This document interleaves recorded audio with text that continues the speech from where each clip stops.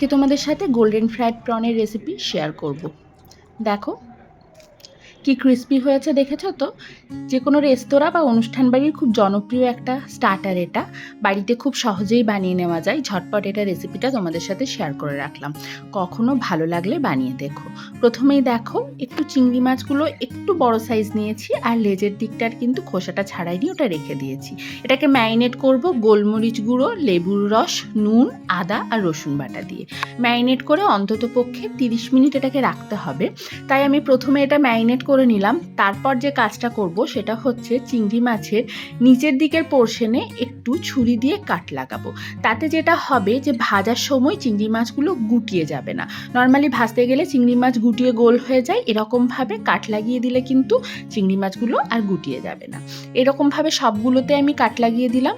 এরপর এই golden fried প্রনের যে ব্যাটারটা সেটা রেডি করব। ব্যাটারটা তৈরির জন্য একটা বাটি নিয়ে নিয়েছি। তার মধ্যে আমি প্রথমেই দিচ্ছি 1/2 কাপ ময়দা, তার সাথে অ্যাড করছি 1/4 কাপ কর্নফ্লাওয়ার। যতটা ময়দা নেব তার অর্ধেক কর্নফ্লাওয়ার দিচ্ছি। বেকিং পাউডার আমি এখানে প্রথমে 1/4 টিস্পুন বেকিং পাউডার দিয়েছিলাম, কিন্তু পরে আরও 1/4 টিস্পুন দিয়েছি। সেটা কোনোভাবে ভিডিও ওঠেনি, মানে টোটাল আমি 1/2 টিস্পুন বেকিং পাউডার দিয়েছি।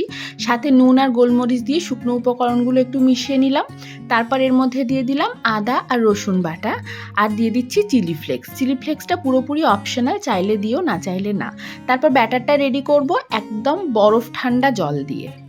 ঠান্ডা জল দিলে তবেই কিন্তু গোল্ডেন ফ্রাইড প্রনটা বেশ ক্রিস্পি হবে। আর জলটা একেবারে অ্যাড করব না, একটু একটু করে অ্যাড করব। আর এমন একটা স্লারি তৈরি করব যেটা একটু ঘনর দিকে হবে, একদম পাতলা না। দেখো ঠিক এই রকম একটা স্লারি আমি তৈরি করে নিলাম। এরপর এক একটা করে চিংড়ি মাছ নেব। তারপর সেগুলোকে প্রথমে শুকনো ময়দাতে এরকমভাবে কোট করে নেব। তারপর ব্যাটারের মধ্যে ডোবাবো, আর ব্যাটারের মধ্যে ডুবিয়ে সোজা এটা গরম তেলের মধ্যে ছেড়ে দিতে হবে।